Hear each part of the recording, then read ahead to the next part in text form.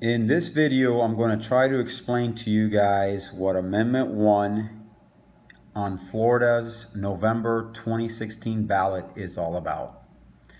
As you can see, Yes on 1 was sponsored by Duke Energy, FP&L, TECO, which is Tampa Electric, Coke, ExxonMobil, and Gulf Power.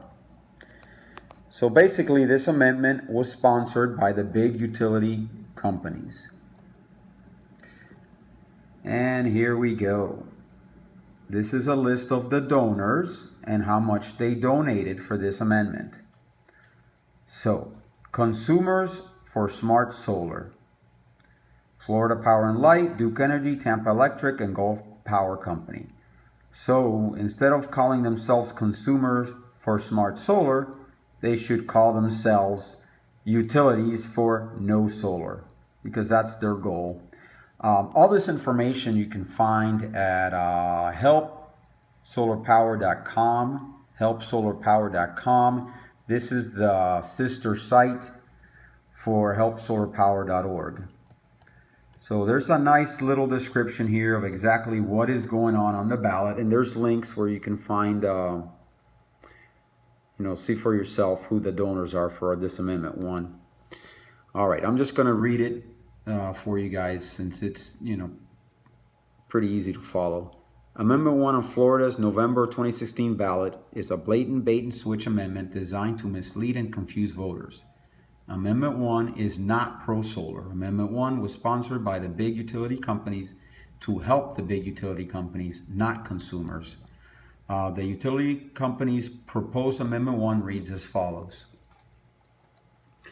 And this is very nicely outlined. The green is the bait and the red is the switch. So this is a blatant bait and switch amendment. Rights of electricity consumers regarding solar energy choice. The bait. Rights we already have. This amendment would provide no new rights for solar owners or consumers.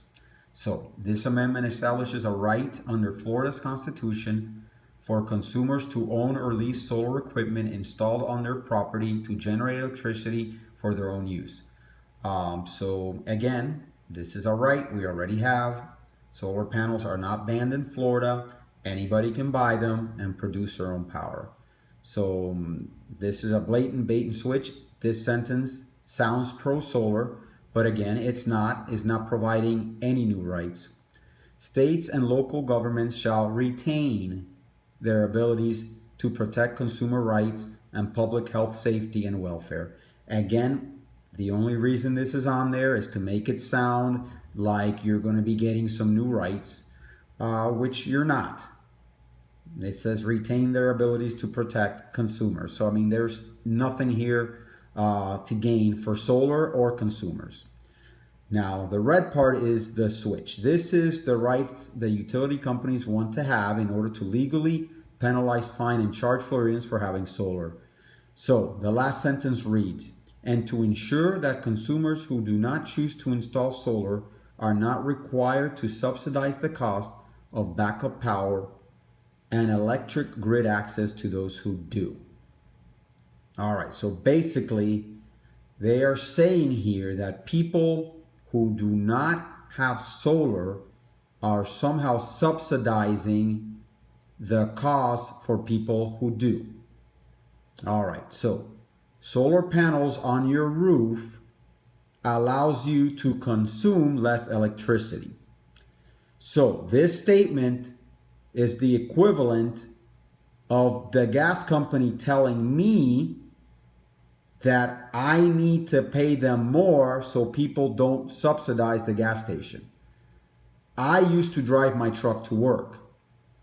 So now, if I was spending before $200 on gas to drive my truck, and now I decide to ride a motorcycle and I'm only spending, $20 a month, does that mean that the people who are driving their trucks or cars are somehow subsidizing my access to be able to get gas from the gas station?